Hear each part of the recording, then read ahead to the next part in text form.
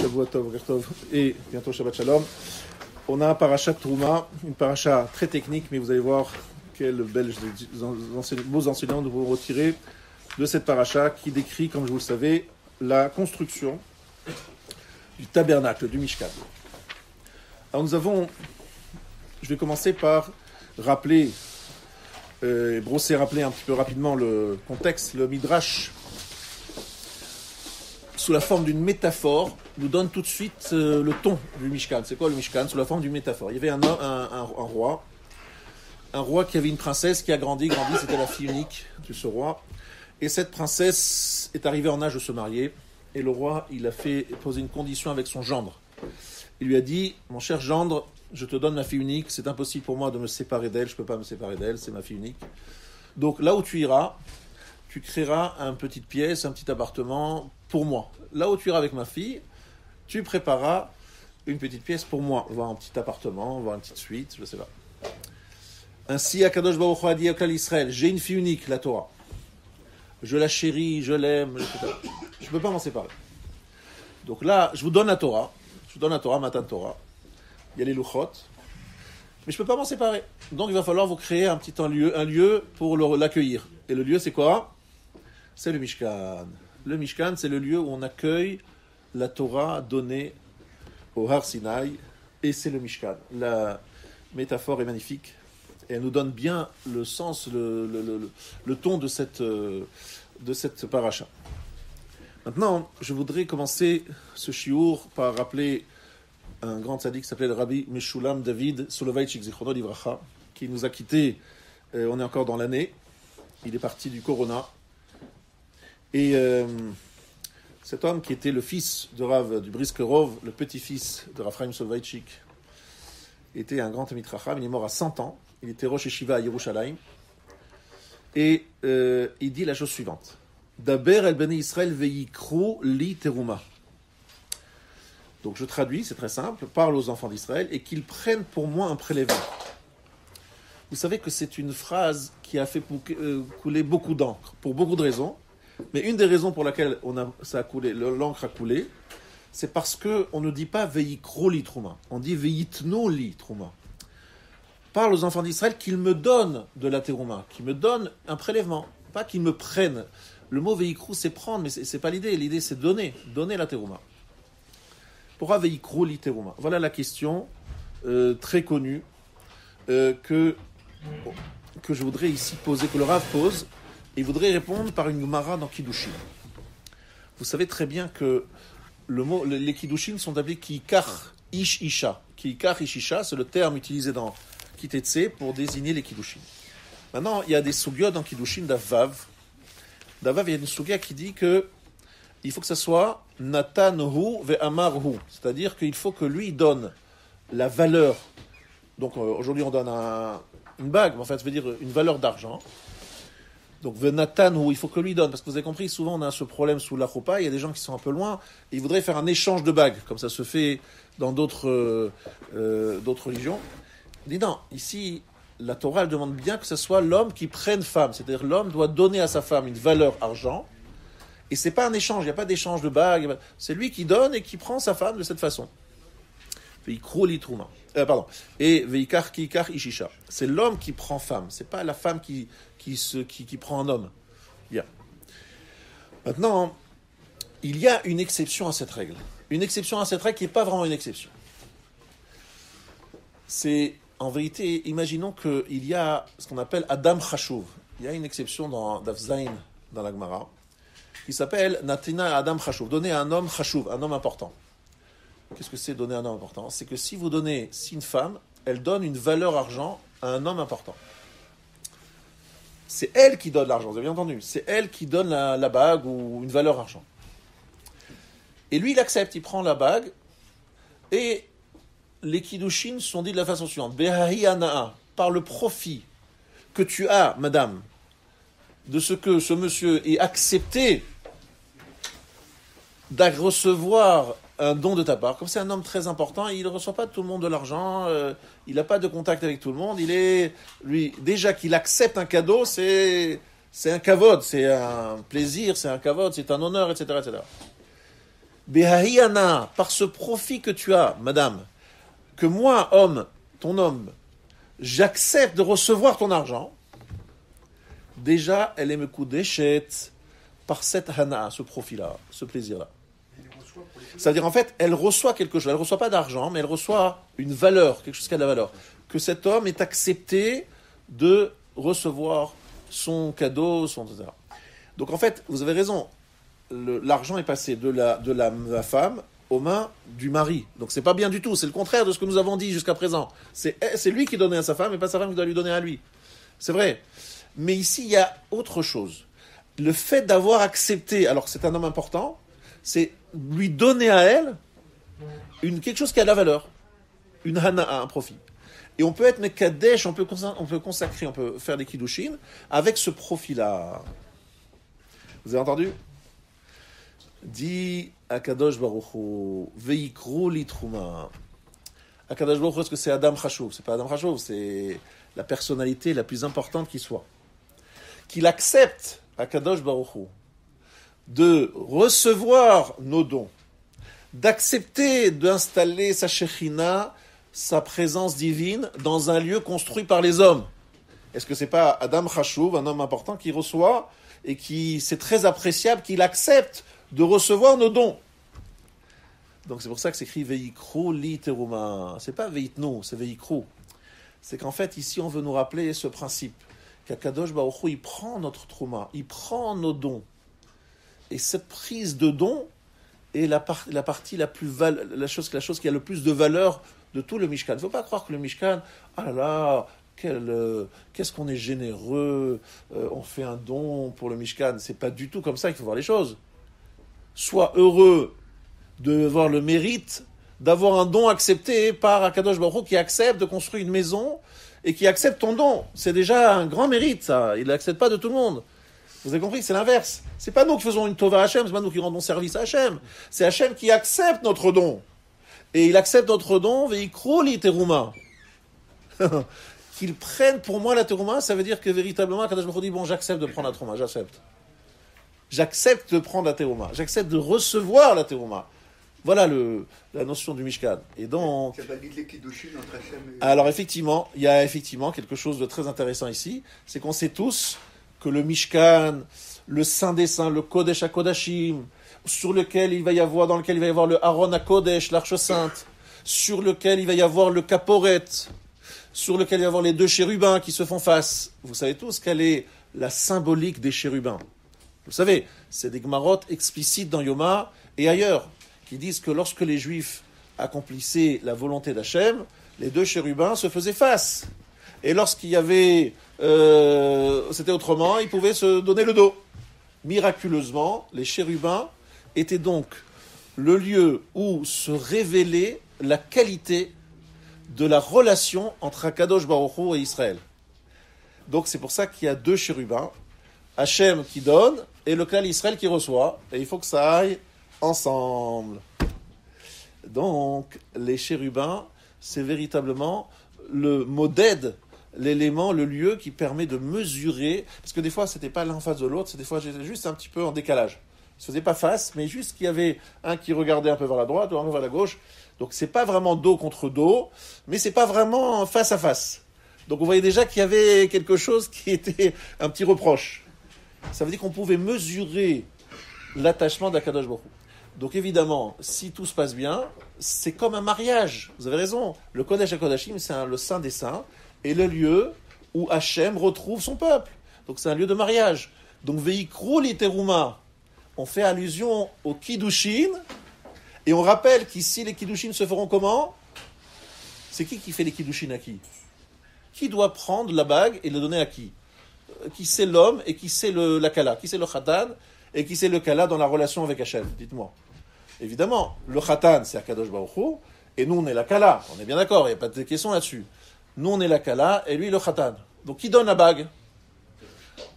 Et ici, c'est la Kala qui donne la bague. C'est le peuple juif qui donne la terouma, qui donne l'argent. Ça va pas. Donc, il n'y a pas de mariage, ça va pas, il y a un problème. Non, Akadosh Baruch Hu dit ici, le fait que j'accepte de recevoir votre don, de recevoir vos teroumot, je suis Adam Chashuv, j'accepte Par cette profil-là, vous serez Mekudesh Ayora les Kiddushin. C'est pour ça que Rabotai, c'est magnifique ce Dvar Torah du Rabbi Meshulam David Soloveitch, Zichrono Livracha, qui nous rappelle que ici, les Kiddushin se sont faits d'une façon très différente que la façon classique. C'est pas le Khatan qui donne la bague à la Kala, c'est la Kala, le peuple juif, qui donne l'argent, la valeur argent au Khatan, à Kadosh Baruch Hu, et à Kadosh Baruch Hu, dans sa grande bonté et dans sa grande... il accepte, parce qu'il nous aime, de recevoir, et nous sommes Kudashim grâce à ce plaisir, etc. Maintenant, c'est vrai, il doit dire la vérité, c'est qu'il y a aussi une autre lecture possible, c'est que les Luchot viennent bien d'Akadosh Baruch Hu, mais attention, quelles Luchot? Les premières. Les premières, c'était vraiment entièrement fait par Akadosh Baruch Hu. Les deuxièmes, je vous rappelle que ça a été taillé par Moshe Rabbeinu, écrit par Akadosh Baruch Hu, mais taillé par Moshe. Donc c'est pas vraiment, encore une fois, une bague qui vient d'Akadosh Baruch Hu. C'est une bague qui vient des hommes, encore une fois. Voilà, je termine, j'arrête sur ce début. C'est déjà un Dvar Torah très chachouv à développer, et je vais vous remercier de le transmettre plus tard, ailleurs. Ce sera l'Elou Nishmat, ce grand chacham, Rabbi Meshulam David Soloveitch.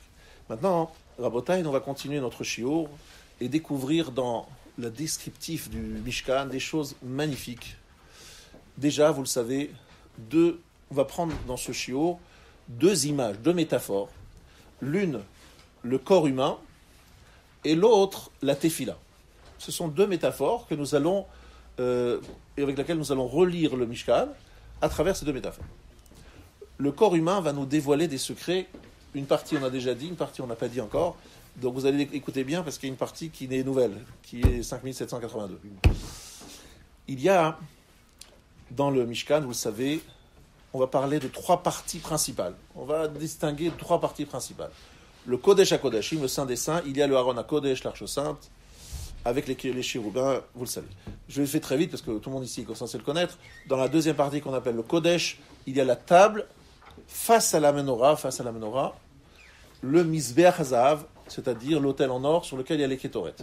Vous sortez du Kodesh, vous sortez donc de cet endroit, de cette tente recouverte avec des tentures, vous arrivez dans la cour, vous avez le Mizbeach HaOla, c'est-à-dire l'autel des sacrifices.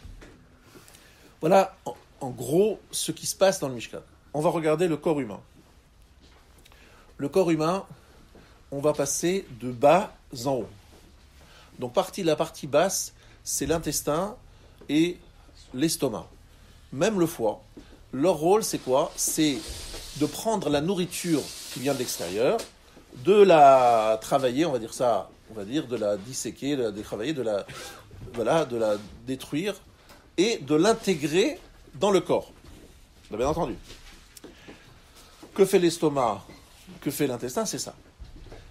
Reprenons le Mizbeach HaOla, l'autel de l'Holocauste, c'est-à-dire l'autel des korbanot, des sacrifices. Qu'est-ce que fait cet autel?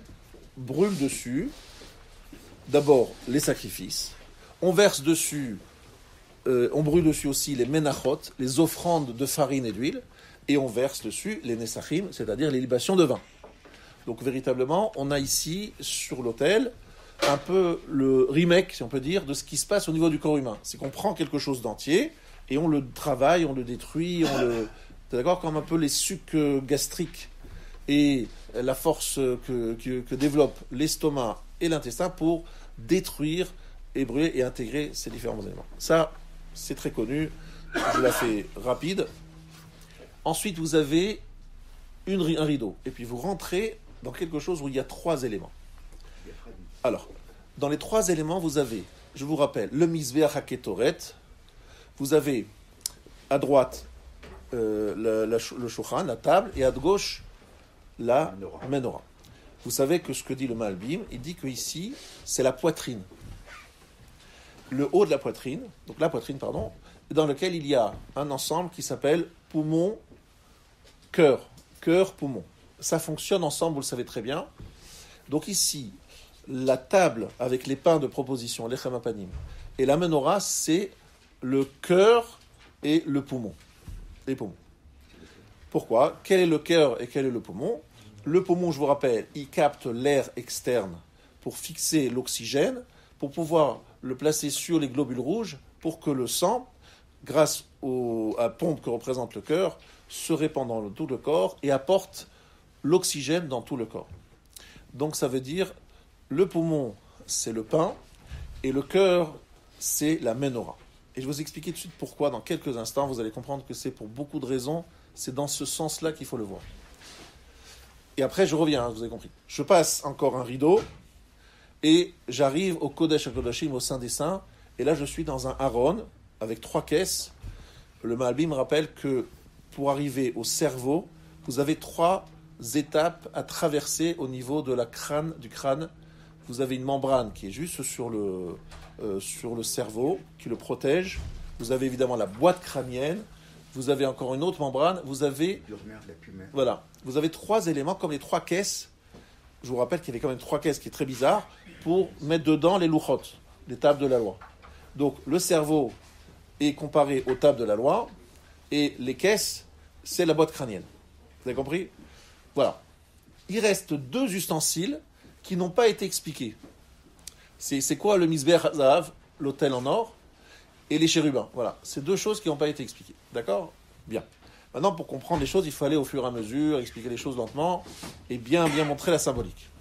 Revenons au shulchan et la menorah. Je vous rappelle que le shulchan et la menorah se font face, et c'est pas un hasard. D'ailleurs, aujourd'hui, c'est vendredi. Dans quelques heures, Be'ezrat Hashem, nous rentrerons dans Shabbat. Et vous savez que normalement, nous devrions tous mettre sur la table de Shabbat les bougies de Shabbat, Nerot Shabbat, les mettre à proximité des chalotes, qui ont été badigeonnées avec du jaune d'œuf, ce qui est très bizarre. Pourquoi on a besoin de badigeonner des chalotes avec du jaune d'œuf ? Eh bien, la réponse, c'est que le jaune d'œuf, il est là pour refléter la lumière des Nerot. Parce que normalement, il y a les Nerot, il y a les pains, hop, ça reflète. Et pourquoi ça reflète ? Parce que c'est rappelé ce qu'il y avait dans le Mishkan. Il y avait Menorah et les Chemapanim. Vous voyez ce que je veux dire ? Même chose, l'un en face de l'autre. Maintenant, à quoi ça sert ? Quel est l'intérêt de faire ce lien ? Le lien, il est très facile, chers amis. C'est facile de comprendre ce que Akadosh Baruch Hu veut nous donner. Akadosh Baruch Hu nous dit, moi, les chalotes représentent la chiroute, la richesse, le bien-être matériel. La menorah représente la spiritualité, on le sait très bien, la lumière de la Torah, des mitzvot, etc. Et donc c'est sûr qu'il faut qu'il y ait une sorte de reflet dans les chalotes de la lumière de la menorah. Ça veut dire que Hachem ne veut pas d'un peuple où le corps il fait sa vie et l'âme fait son vie, qu'une vie spirituelle d'un côté et une vie matérielle de l'autre. On veut qu'il y ait une corrélation, une relation, un éclairage spirituel sur notre vie matérielle. C'est une évidence, il n'y a même pas besoin de moi pour vous expliquer ça. Et tout ça pour vous expliquer, m'ont rappelé, attention à ce point-là. Alors, ce qui est très intéressant, c'est le poumon et le cœur. Le poumon et le cœur sont les 2 organes qui correspondent à la menorah et au shulchan. Pourquoi ? Alors, le poumon, comme je vous l'ai rappelé tout à l'heure, capte l'air, donc l'oxygène. Donc il prend quelque chose d'extérieur, lui, le poumon. Il capte l'extérieur. Il prend ce qui est à l'extérieur, il va le fixer et il va le transmettre dans le sang. En fait, c'est une dougma, une image de la chala. La chala, c'est en fait la bien matérielle qui pousse dans le sol ou peu importe. C'est un élément extérieur que l'on va travailler pour faire une chala. Très bien. Maintenant, cette partie extérieure qu'on va faire, elle doit nourrir, elle portait une bracha exceptionnelle, Rabotai. Vous savez que c'est magnifique d'écouter ce que disent nos chachamim dans Yoma. Comment on partageait les lechem apanim ? Il y avait quand même beaucoup de kohanim, et vous avez 12 pains. C'est pas beaucoup pour le nombre de kohanim. Eh bien, la réponse, c'est que chaque petit morceau de lechem apanim rassasiait d'une façon incroyable. On mangeait un tout petit chouïa, on était rassasié. C'est-à-dire qu'il y avait une telle bracha dans ce pain, qui, je vous rappelle, restait frais, comme si on l'avait sorti du four pendant 7 jours, incroyable, presque 8 jours, parce qu'on préparait vendredi, et on le mettait Shabbat, et on l'enlevait le Shabbat d'après. Ça fait 8 jours du pain après 8 jours, même si vous avez un bon boulanger, je ne connais pas quelqu'un qui est capable de garder une fraîcheur. C'est vraiment un miracle. Il y a la bracha, il y a la fraîcheur, etc. Tout ça pour nous rappeler que c'est un olam un monde matériel, metoukan. Ça veut dire complètement réparé, complètement, qui sent les destructions des éléments externes.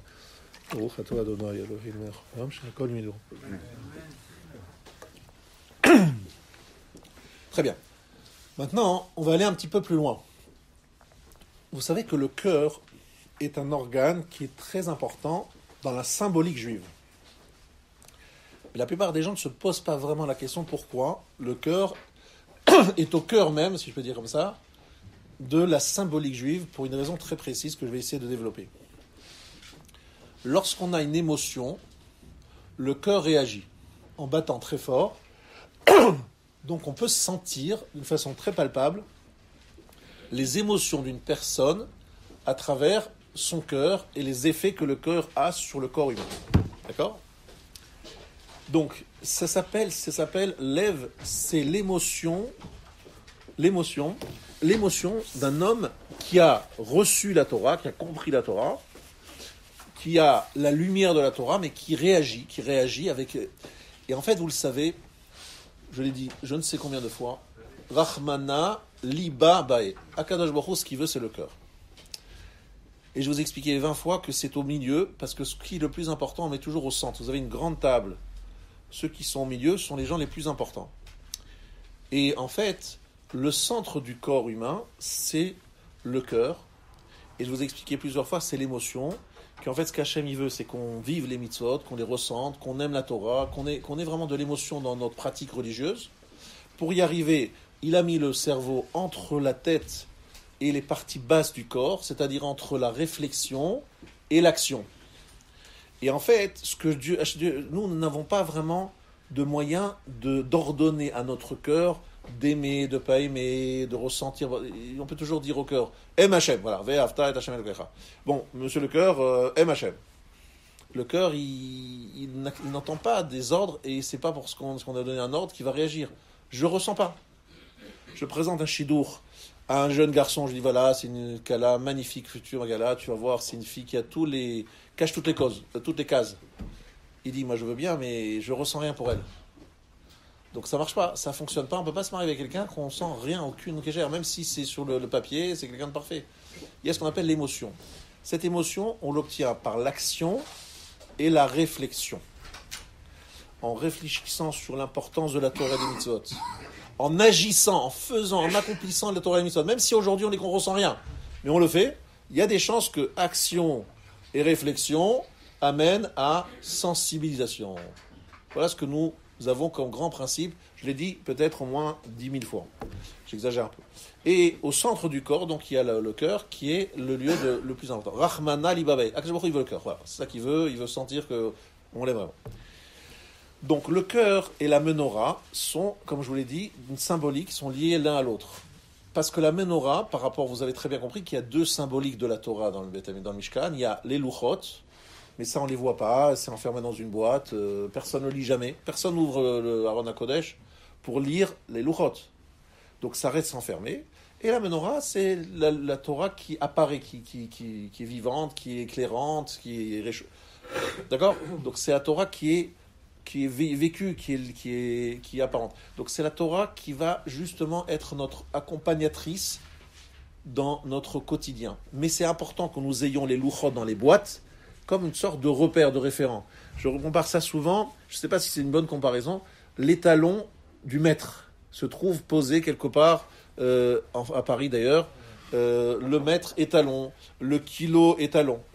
Les louchot, c'est la Torah dans sa plénitude, dans la parole de Dieu gravée, bon bref, on est dans du parfait.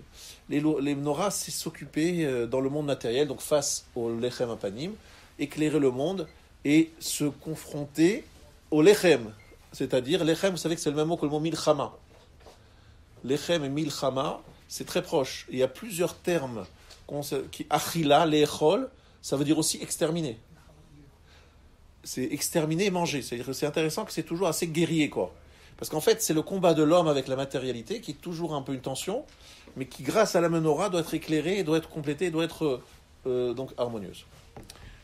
Bien, donc on a ici une symbolique très forte au niveau du poumon, l'ensemble poumon-cœur. Mais attention, je vous ai dit tout à l'heure que nous avons omis de commenter le Mizbeach HaZahav. l'autel en or. Qu'est-ce qu'il représente, cet autel? Quelle est sa symbolique?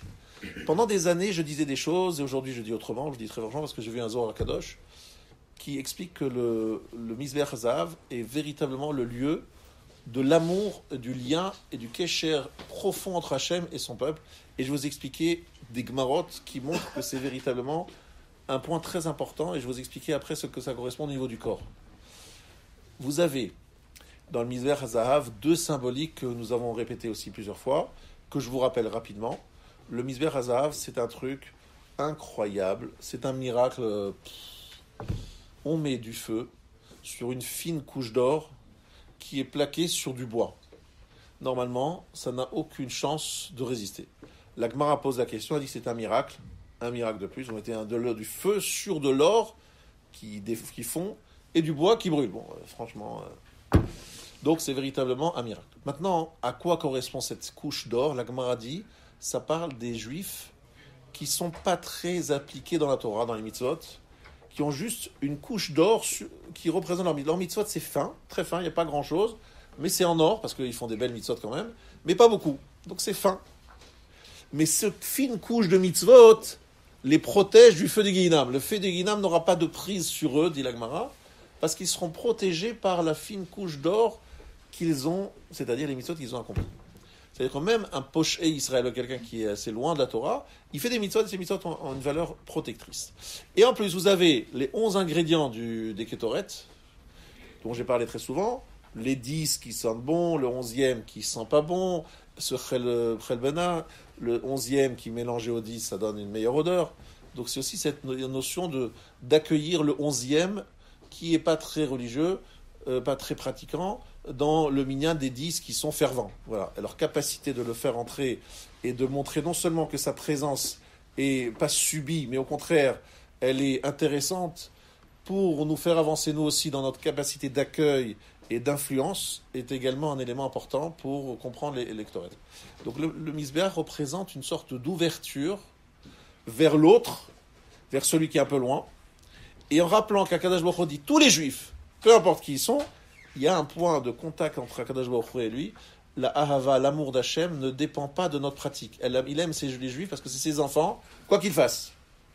Maintenant, c'est vrai que des fois, il y en a certains qui l'aiment un peu plus que d'autres, ou certains qui voient qu'il faut un peu plus travailler, mais au fond, il y a ce lien très important. Bref, ça rappelle le lien indéfectible qui nous relie à Akadosh Baruch Hu comme un maman avec son fils ou avec sa fille, qui est un lien indéfectible malgré les bêtises incroyables que peuvent faire ses enfants. C'est-à-dire vraiment l'amour. L'amour, ça normalement, voilà, ça dépasse l'entendement, la logique, la raison. C'est irraisonnable. Akadosh Baruch Hu, le Mizbeach, il a demandé de l'ériger au centre névralgique, un peu comme vous le savez dans le corps, il y a ce qu'on appelle le centre de gravité. Le centre de gravité du Mishkan, c'est rappeler le lien incroyable qui nous relie à Akadosh Baruch Hu, qui ne dépend pas de nos actions. C'est-à-dire la ahava, l'amour. Et ça, c'est le Zohar Kadosh qui le dit, je ne me rappelle plus où, et je ne me rappelle plus quelle adresse, faites-moi confiance, je me rappelle que c'est écrit dans le Zohar Kadosh, Mizbeach HaZahav, la notion de l'amour.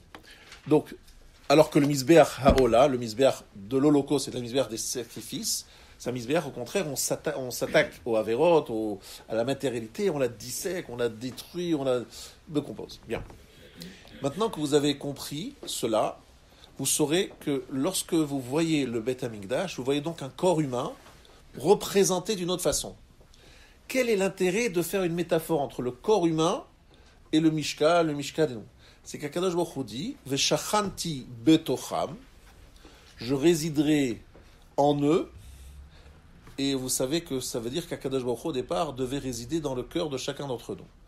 Vu qu'on a fait des fautes, Akadosh Baruch Hu a dit non, moi je ne résiderai pas chez chacun d'entre eux parce que c'est compliqué. Vous allez créer un lieu qui est un lieu de réunion de tous les cœurs des Juifs. Comment c'est devenu un lieu de réunion de tous les cœurs des Juifs? Parce que chaque Juif, il a donné Nidvat Libo, le don de son cœur. C'est-à-dire qu'il a fait un don de son cœur, c'est-à-dire il a fait quelque chose parce qu'il avait envie de le faire et parce qu'il voulait participer. Donc, qu'est-ce que c'est le Mishkan? C'est le lieu qui réunit tous les cœurs de tous les Juifs. Parce qu'en faisant leur don, ils ont apporté en plus l'élément de du don. Alors je voudrais vous dire un pérouche atsoum extraordinaire, vous allez tomber de votre chaise en écoutant ce que dit le Bnei Issachar sur le deuxième pasouk du Trouma. Daber el Bnei Israël, veikru li Trouma. On a commenté déjà ce début de pasouk. Mais et kol ish asher yidevenu libo tikru et terumatim. Mais et kol ish asher yidevenu libo. Il y a le mot asher qui est un mot que j'ai souvent commenté, asher yidevenu libo.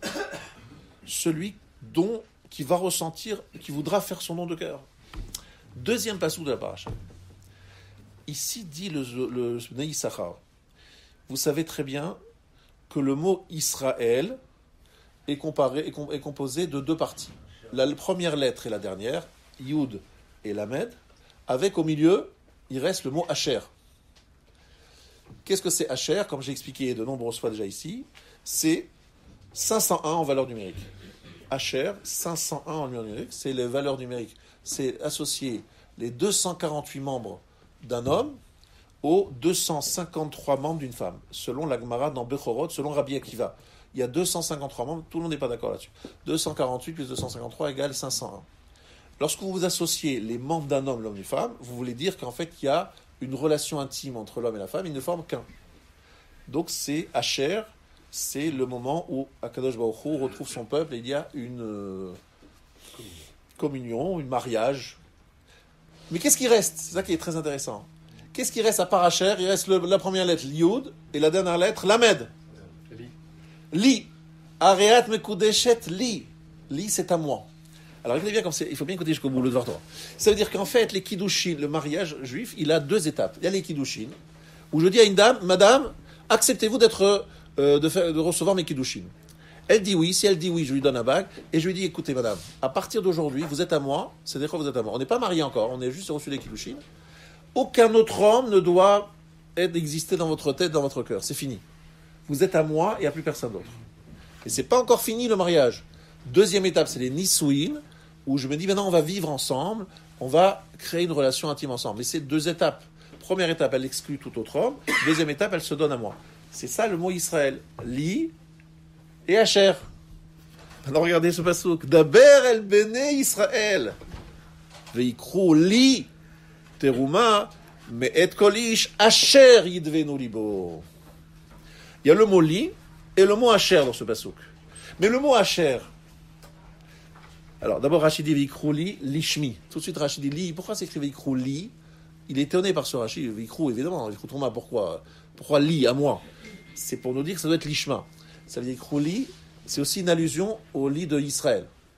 Mais et aïkolish Asher yidvenu libo, Asher nedivut lev. Pour qu'il y ait un mariage entre Akadosh Baruch Hu et nous, il faut qu'il y ait nedivut lev, il faut que le cœur soit là. S'il y a le cœur qui se donne à Hachem, alors il y a Asher, là il y a la fusion. Mais si par exemple on est avec Akadosh Baruch Hu, malheureusement comme très souvent chez nous, où notre relation c'est un peu, d'accord, Akadosh Baruch Hu, c'est vrai, on ne va pas aller vers d'autres idoles, on croit en Dieu, on croit machin, mais très franchement, des sentiments pour lui, pour Hachem, des sentiments pour la Torah, on n'a pas toujours. Donc il n'y a pas nidvut lev, il n'y a pas le cœur. Donc il n'y a pas Asher. Il n'y a que li, il n'y a pas Asher. Kiddushin, mais pas Nisouin. Et d'ailleurs, c'est écrit, Mefourage, dans tous les Sfarim, que le vrai mariage, malheureusement, il a été reporté. C'est la situation de fiançailles la plus longue que je connaisse dans l'histoire. On peut mettre ça dans le livre de records. On a été fiancés au moment de Matan Torah et Luchot Shniot, et le mariage, on attend encore. Et pourtant, on est toujours en train d'attendre ce mariage qui doit avoir lieu à la venue du Mashiach. Donc vous voyez qu'il faut vraiment avoir de la patience dans la vie. Il ne faut pas jamais se désespérer d'une jeune fille qui hésite. Donc c'est nous qui sommes un peu volages. Si on n'avait pas fait le veau d'or, on ne serait pas ici pour en parler, parce que l'histoire serait déjà terminée, le mariage aurait été consommé. Pour l'instant, le mariage est encore suspendu. Je vous invite à ce mariage, à l'époque messianique, qui doit avoir lieu ce Motzei Shabbat, parce que vendredi c'est un peu compliqué, parce qu'on doit préparer le Tchoumen. Et pendant Shabbat, il ne peut pas se déplacer, parce qu'il y a les Troum. Donc Motzei Shabbat, Bezrat Hashem, rendez-vous à Jérusalem. On a prévu plusieurs avions pour y aller et s'y rendre. C'est le Mashiach. Donc ça veut dire que, vous voyez dans ce passouk, Veikru li teruma, mais et kolish asher yidvenu libo. En plus, au début du shiur, j'ai dit Veikru li teruma, que c'est une allusion au Kiddushin. Les Kiddushin du Khatan avec la Kala. Or, justement, le mot li apparaît pour rappeler cette notion de Areat Mekudeshet li. très important sur Arrête Mekoudé Chetli lorsqu'on est sous la choupa et que c'est à moi et personne d'autre. Maintenant, Rabotai, j'ai donné un chidouch Hatsoum. Je ne sais pas si je l'ai revu après quelque part. Il y a un moment qui m'a toujours marqué, vous savez, j'en ai parlé souvent, au moment où Akadosh Baruch Hu donne à Moshe les louchot, qui littéralement il lui arrache, et puis il les prend, ces louchot, et il les casse. Donc on se dit, imaginons un rabbin qui prenait un Sefer Torah un Shabbat matin, et il est énervé contre la communauté, il prend le Sefer Torah, il le déchire un Shabbat matin, et il le piétine. Moi je pense que le président, il prend rapidement sur la main, voilà, licenciement pour faute lourde, monsieur, vous partez. Mais Moshe, il a fait pire que ça, parce qu'il a pris les louchot écrits directement par Akadosh Baruch Hu, il les a cassés, et après, voilà, il dit à Akadosh Baruch Hu, voilà, j'ai fait mon travail, j'ai cassé les louchot, et Hachem lui dit, Shkoyer. Alors il dit pas comme ça, il dit, Asher Shibarta. Tu as cassé Asher. Regardez le mot très important dans la paracha de Kitissa. Asher Shibarta. La Gemara, qu'est-ce qu'elle fait comme déduction? Yeyasher kochacha chez Shibarta. Bravo d'avoir. Shkoyer, c'est Shkoyer en Ashkenaz, c'est Yeyasher kochacha. Ça vient de cette Gemara qui dit Asher Shibarta, explication de la Gemara, Yeyasher kochacha, que ta force soit droite. Hachem dit bravo, t'as bien fait de casser le louchot, bravo. Mais comment elle s'écrit dans la Torah? Asher Shibarta. Tu as tu as cassé Asher. C'est qui Asher? Qui l'a cassé? Qui, monsieur Asher? Monsieur Asher, c'est en fait la liaison intime entre Akadosh Baruch Hu et le peuple juif qui a été cassée, brisée, jusqu'à la venue du Mashiach. Quand il a cassé? En cassant les premières louchot. Parce que les premières louchot, c'était un mariage qui aurait été consommé. C'est le mariage total, parce que les louchot, c'était la shérina dedans. On aurait été mariés. D'accord? Mais comme il a cassé les premières louchot, les deuxièmes louchot n'étant pas le remake des premiers, c'est très loin du niveau des premiers. Donc, Asher, Shibarta, tu as cassé le Asher. Vous entendez? Tu as cassé la dimension de Asher, cette relation intime. Donc, on est comment? On n'est plus que li, krouli, terouma. On reste attaché à Kadosh Baruch Hu, mais pas dans une fusion avec Kadosh Baruch Hu. On s'interdit d'aller ailleurs, mais le cœur, il n'est pas. Donc, c'est pour ça que depuis le début, je vous dis, la menorah est au centre du Mishkan, parce que la menorah représente le cœur, et le cœur, c'est ce que Hachem, il veut. Et justement, la menorah, pour ceux qui sont des adeptes, pour David Ben Haché, pour qui il faut prier très fort, qu'il ait une refoua shlema, parce qu'il n'est pas en forme, eh bien, la menorah, effectivement, est un symbole très fort, mais qui, effectivement, report pour beaucoup de sodotes, donc je ne vais pas ici expliquer maintenant, à cet instant, le symbolique de la menorah, mais sachez que c'est en vérité ça le cœur même du Mishkan, parce que c'est le cœur du corps humain, et c'est ça le but à atteindre, d'arriver à une dimension de menorah. Donc il y a la symbolique des 7 jours, etc. Mais je vous ai dit, c'est pas le moment maintenant, mais juste une chose retenez, c'est qu'on prend une olive, on la concasse, on prend l'huile, et on met une mièche et on met la bougie. C'est évidemment ça, une bougie. Mais rappelez-vous que la notion d'une olive concassée, c'est un peu notre histoire à nous, où on est obligé de presser un peu, nous forcer un peu dans la vie, pour faire sortir le meilleur et pour pouvoir allumer. C'est en fait, là vous êtes là, vous avez fait des efforts pour être là. Avant, vous étiez à la tfila, ce soir, c'est Shabbat, faites des efforts. C'est un peu écraser l'olive pour en sortir de la quintessence et allumer avec ça et faire plaisir à Kadosh Baruch Hu, allumer, etc. Edut hi be'Israël, chez Ashrina shora be'Israël. La menorah est le témoignage que la Shekhinah réside en Israël, comme dit la Gemara dans Shabbat, Dafrav Gimel. C'est le lieu de témoignage. Mais je vous ai dit que ce n'est pas le jour sur la menorah, mais sachez que la menorah mériterait un développement, Bezrat Hashem, une autre fois. Maintenant, nous allons passer à la deuxième métaphore. La deuxième métaphore, c'est, je vous le rappelle, la tefila. Moi, j'aime bien le rappeler parce que malheureusement, il y a aujourd'hui un sport qui s'appelle sauter sur les parties de la tefila. Saute mouton, on saute cette partie, on arrive dans une synagogue, on rentre avec le chazan, Shalir Tzibour, là où il est. Mais t'as fait avant, Baruch She'amar, Ravish Tabar, tu as compris qu'il y a les brachot avant, tu as compris qu'il y a les korbanot, non, monsieur, il saute. Hop. Alors, c'est dommage. Pourquoi? Parce que le Maguid Mesharim, le grand Maguid Mesharim, l'ange qui a apparu au Rav Yosef Karo, lui a dit, c'est dommage, les gens, ils ne comprennent pas qu'il y a un chemin, et il faut prendre, c'est comme un train, il faut partir au début, il ne faut pas le prendre au milieu, parce que c'est compliqué de le prendre au milieu, et surtout, on n'obtient pas les mêmes résultats. Alors, le début de la tfila, vous le savez, c'est en fait des korbanot. Donc, d'abord, c'est le kior. Le kior, on se lave les mains, et donc on se lave les mains avant de commencer la prière. Ensuite, on arrive au korbanot Mizbeach Haolah, les korbanot, on récite les korbanot. Ensuite, on passe à Psuké des Imra. Alors, Psuké des Imra, vous savez traduire Psuké des Imra, les versets du chant, n'est-ce pas? C'est-à-dire les Teilim qu'on lit entre Baruch Shama et Ishtaba. Tout le monde comprend. Mais rappelez-vous le mot Zimra. Zimra, c'est un Zemer. Zemer, c'est un chant, effectivement. Mais l'Izmor, c'est élagué et coupé. Et ça veut dire qu'en fait, lorsqu'on sort de son lit, on a besoin de se couper de beaucoup de choses qui nous attachent encore à notre lit, qui malheureusement nous... C'est Veikrouli Terouma, vous avez compris? Veikrouli Terouma, il y a un jeu de mots. Où c'est le lit, où c'est lit. Enfin bref, il faut sortir du lit pour aller vers lit. Et donc, il y a véritablement une transformation, un effort à faire. Juste en parenthèse, lit, c'est Lamed et Yud. Et Lamed Yud, ça donne combien en valeur numérique? 40. Et rappelez-vous que le chiffre 40 est un chiffre symbolique très important qui rappelle les 40 jours où Moshe était à la montagne, les 40 ans où les Juifs étaient dans le désert, et les 40 jours qui permettent la formation du fœtus. Et donc en fait, la notion de lit à moi, c'est que Akadosh Baruch Hu a eu besoin, entre guillemets, on a eu besoin, nous, pas Akadosh Baruch Hu a besoin. Moshe a eu besoin d'une sorte de 40 jours, d'une quarantaine, aujourd'hui on appelle ça la quarantaine, c'est intéressant, c'est resté ce terme, la quarantaine, les 40 jours de Moshe, avant de pénétrer dans Machane Shechina, d'arriver au sommet du Har Sinaï, il a passé 40 jours, au bout duquel il a pris toute la Torah en un instant, parce qu'il s'était purifié, élevé à un niveau de Malachim, donc il a pu recevoir la Torah en un instant. Vous avez compris, c'est bien les 40 jours et les 40 ans dans le désert, parce qu'il a fallu 40 ans pour se préparer à rentrer en Israël, etc. Ce sont aussi les 40 jours avant lesquels Hachem désigne celui-là sera... Bravo. Donc c'est Hacher, Li. Bravo. J'explique ce que tu es en train de dire. C'est qu'effectivement, il y a une Gemara dans Sota qui dit 40 jours avant la fécondation, la conception d'un enfant, Akadosh Baruch Hu prend la goutte de sperme, enfin c'est une façon imagée de parler, et Akadosh Baruch Hu dit Bat Ploni li Ploni, la fille d'un tel pour un tel. 40 jours avant la conception, c'est déjà écrit dans le ciel qui sera notre femme. Et c'est effectivement 40 avec Hacher, c'est effectivement le mariage, et Li, c'est effectivement les 40 jours. Bravo.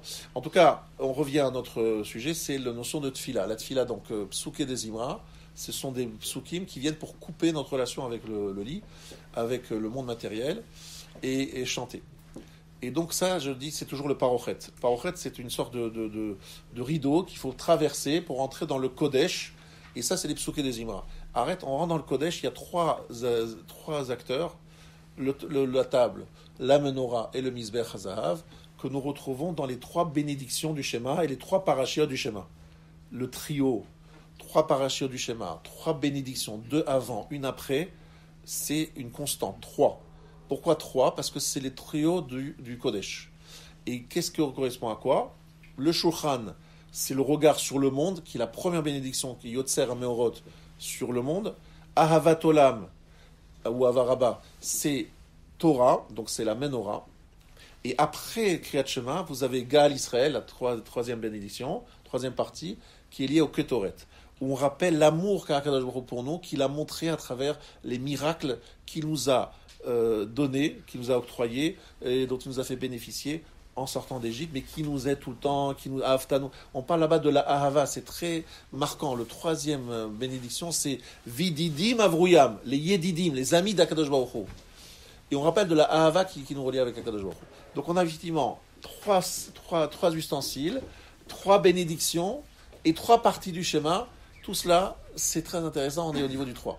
On passe le parochet, le deuxième parochet, et là maintenant nous sommes dans le Kodesh HaKodashim, c'est la Hamida, c'est la Shmoné Esrei, d'accord, qui est en fait le Kodesh HaKodashim de la Tfila, où on retrouve encore une fois les chérubins. Donc les chérubins aujourd'hui, ça correspond à quel organe?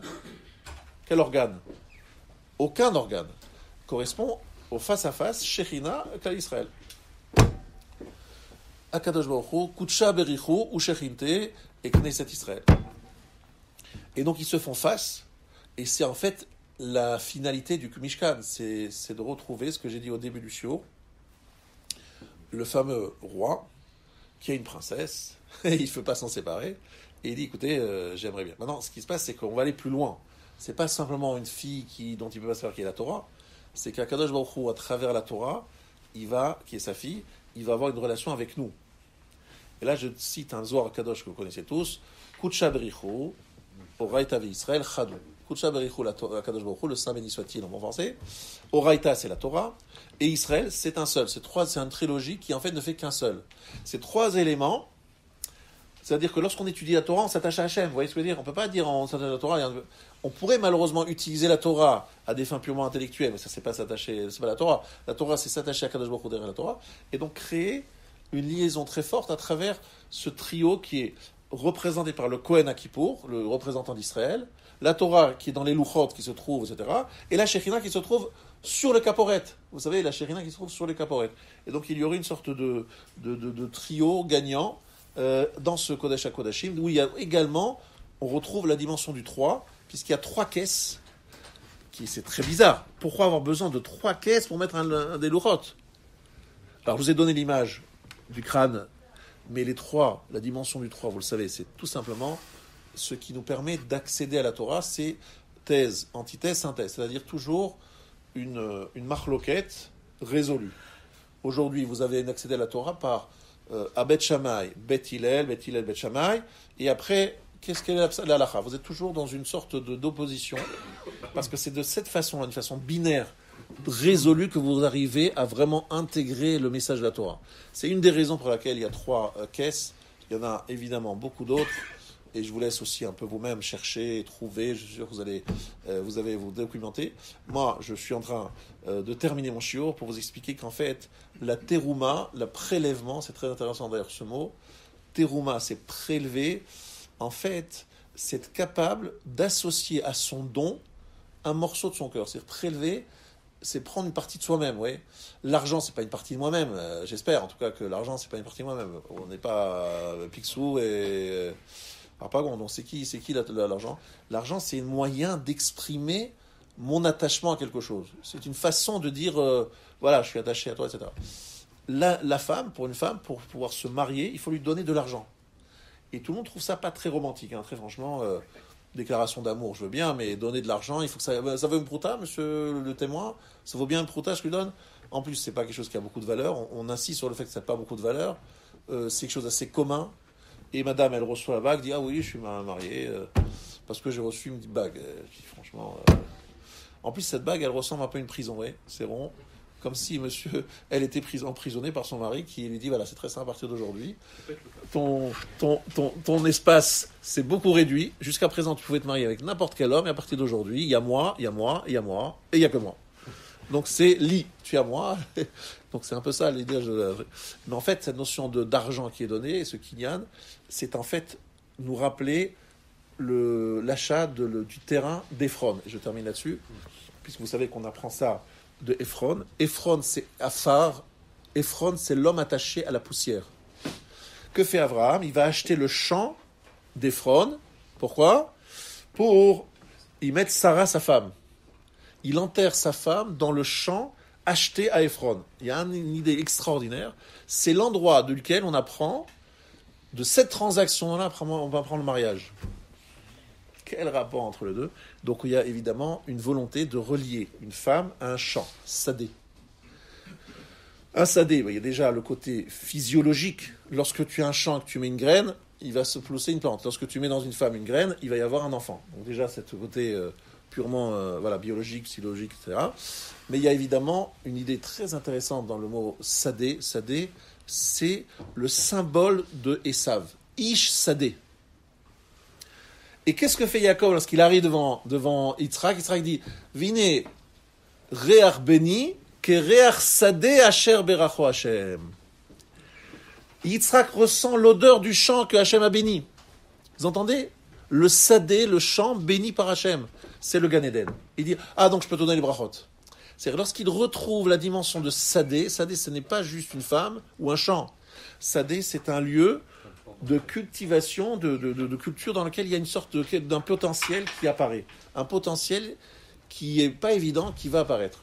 La relation d'un homme et une femme doit être une relation où on dit à sa femme, je vais te donner des éléments que je vais apprendre au Beth Midrash, que je vais développer dans ma vie spirituelle, je vais les partager avec toi, et toi tu vas, comme un champ, développer cette connaissance et en donner des fruits. C'est quoi les fruits? C'est comment ça se fait?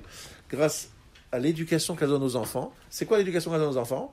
C'est pris de l'enseignement que son mari lui donne, l'exemple spirituel qu'il représente, qu'elle veut transmettre à sa façon à elle, comme un chant, aux enfants. Ça se fait au début de façon très discrète, puis tout d'un coup on dit « Ah oui, ce garçon, mais c'est le fils de cette femme. » Et c'est pas par hasard qu'il est sorti comme ça, parce que cette femme, franchement, c'est une personnalité. D'ailleurs, la preuve, regardez cet enfant, comme il est bien, etc. Donc c'est le résultat d'une éducation d'une femme. Il y a évidemment l'ambiance à la maison, la cache-route, et l'ambiance générale de la maison, sa façon de se conduire, etc., qui sont en fait comme un sadé, ce qui produit le fruit justement de cette relation entre un homme et une femme, qui produit sadé Asher Beracho Hashem. Et c'est ça en fait la finalité de la création, c'est retrouver le sadé qu'Hashem a béni à travers ce mariage avec la femme. Et c'est ce qu'Akadosh Baruch Hu nous propose dans ce mariage, dans Peter Barachat Urma. Et je vous souhaite Shabbat Shalom. Rabbi Chanania ben Akasha Omer.